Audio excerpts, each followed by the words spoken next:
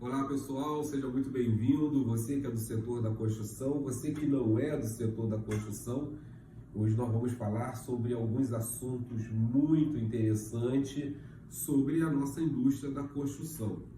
Primeiro, os pontos positivos, né? Esses pontos positivos, eles estão alinhados com o que aconteceu um pouco atrás, né?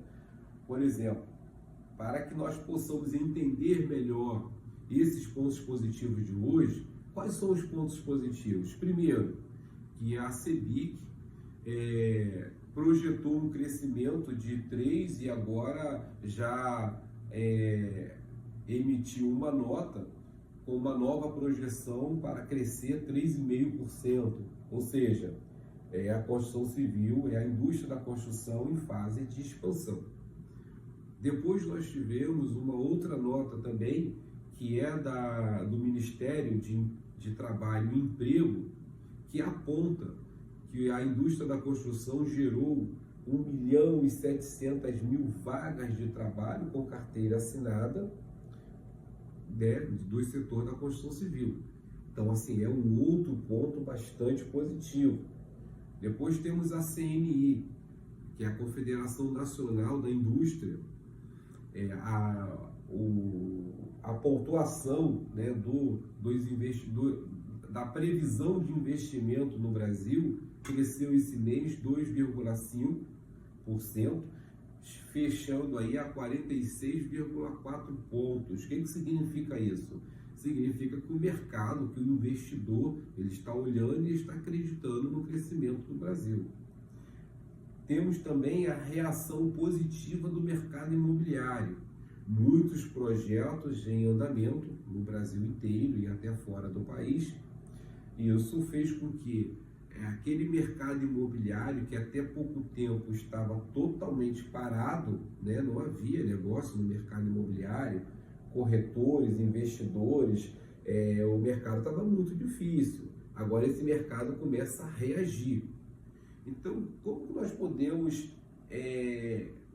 identificar com esse crescimento? Como a gente pode apontar qual a causa desse crescimento?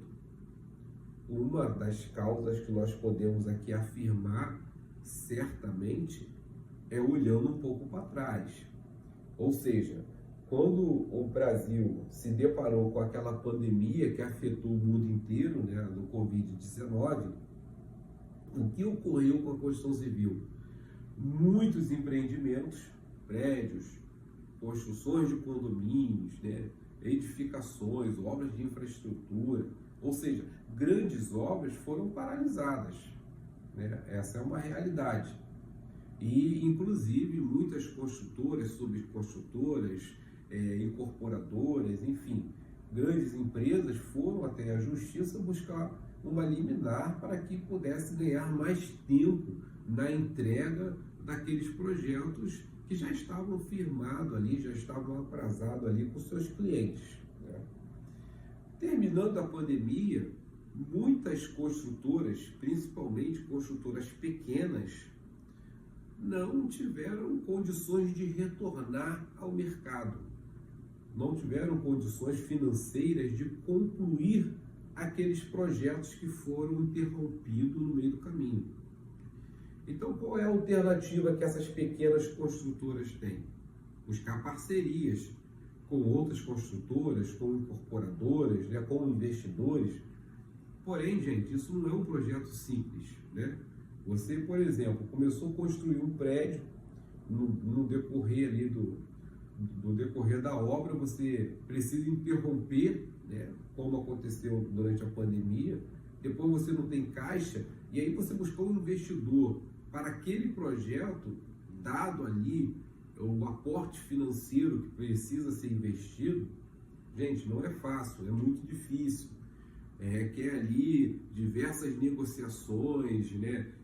Você precisa rever todo o planejamento de obra. É um processo delicado, é um processo complexo, isso leva tempo.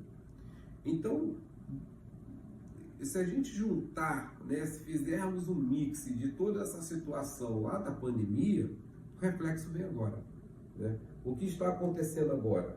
Aquelas liminar que as empresas, as construtoras conseguiram, o prazo terminou. É necessário voltar às obras, é necessário retornar ali com o canteiro para poder atender o cliente dentro do seu novo prazo, né? Isso aconteceu no Brasil inteiro. Então nós temos essas construções que foram paralisadas, né, durante esse período. Nós temos obras de infraestruturas que foram interrompidas, foram paralisadas, e essas obras de infraestruturas, muitas empresas que tinham um contrato depois não conseguiram voltar, por diversos motivos, né? Então é preciso fazer o quê? Novas contratações, novas avaliações, novas licitações, tudo isso leva tempo. Então significa que foram gargalos em cima de gargalos, impedindo que o retorno e o crescimento da construção civil, correto? Então, nós temos todo esse processo, esses embrólios ali amarrados na construção civil que foram impedindo ali o avanço. Só que do ano passado, né, para cá, passamos a ter uma outra realidade. Não tem mais pandemia, precisa concluir os projetos, porém nós temos outros projetos imobiliários, principalmente obras privadas, que iniciaram, que já estavam no plano, lá na época da pandemia, já estavam no plano para começar. Porém, dada aquela situação, prorrogou-se para os próximos anos.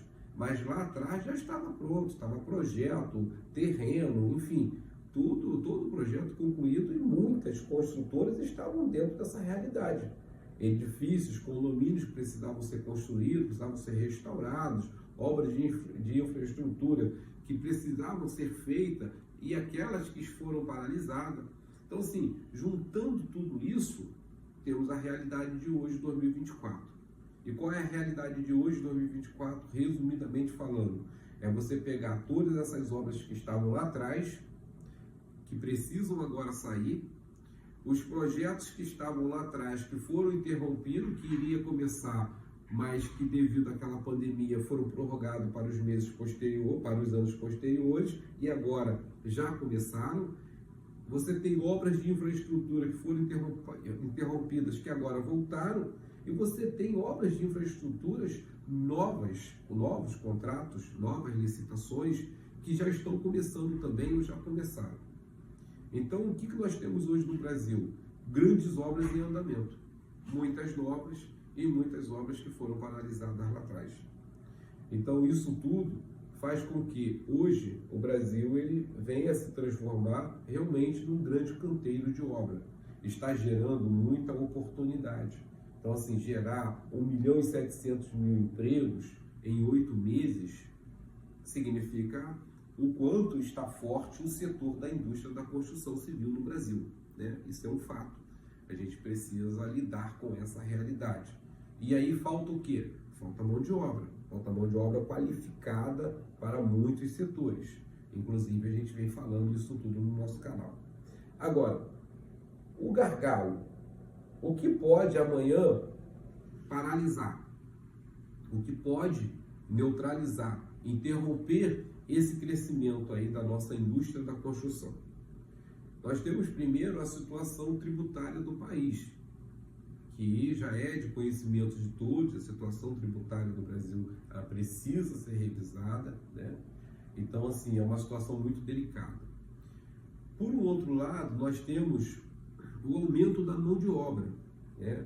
Então, a mão de obra qualificada, ela teve um aumento significativo e vem sendo um gargalo para o setor da construção civil por uma questão de orçamento, né? Depois, nós temos a linha de crédito. A linha de crédito no Brasil, ela está bem difícil, né? Então, o empreendedor, o empreiteiro, a construtora, ela está com muita dificuldade em obter crédito. E isso certamente vai fazer com que aquele projeto ou tenha um novo prazo para entrega ou até mesmo seja interrompido, né? E depois disso nós temos ali a taxa de juros combinada com a inflação, que esse mês, inclusive, teve como base central o setor de energia, que elevou o preço, principalmente dos alimentos, e ali nós temos aí a nossa chamada inflação sofrendo ali um acréscimo significativo. E automaticamente, gente, quando a gente fala em taxa de juros alta, quando a gente fala em inflação, a gente está dizendo para a grande população que ela está perdendo o seu poder de compra.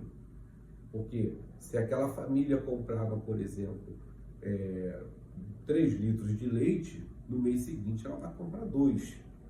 Se aquela pessoa fez um orçamento para pintar a casa, no mês seguinte ela vai rever os conceitos, porque ela vai chegar à conclusão que o aumento que teve nos produtos inviabiliza fazer aquela reforma naquele momento. Então, o nosso país ele está centralizado nessa realidade. A taxa de juros é alta, a inflação combinada, nós temos a situação tributária, repetidamente falando, nós temos a mão de obra que teve um acréscimo significativo, nós temos falta de crédito, são todos esses gargalos que podem, no ano que vem, por exemplo, interromper o nosso crescimento. Levando em consideração também que muitos produtos no setor da indústria, ele é dolarizado. Então, nós temos, por exemplo, alguns conflitos, né, que vão impactar no mundo inteiro, não só no Brasil, né? Esperamos que as coisas elas se reorganizem, mas a tendência é que esses conflitos afetem aí os países, principalmente os países emergentes, né? Então, galera, o que nós temos para trazer hoje, né, de forma resumida, é justamente esses fatores importantes. Em uma ponta você tem crescimento, esse crescimento é geração de emprego, esse crescimento é a CNI apontando que os investidores estão acreditando mais no Brasil, que a pontuação do Brasil está subindo. Você tem a CEBIC apontando que a projeção de crescimento do Brasil passou de 3% para 3,5%, o que significa um crescimento no setor da indústria da construção.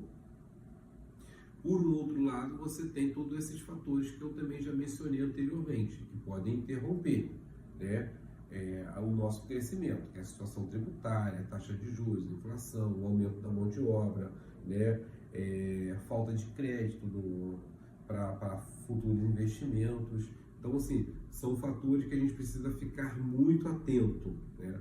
Então, galera, é isso. Por hoje é só. Se você que acompanha o nosso canal, compartilhe. Dê um joinha, aperte o like, compartilhe com seus amigos. Estamos aqui trabalhando em prol da união da construção civil, tentando buscar e levar para você um entendimento de uma forma clara, simples e o mais objetivo possível. Eu sou o Guilherme Casazon, fico por aqui, agradeço demais o seu tempo e até uma próxima oportunidade.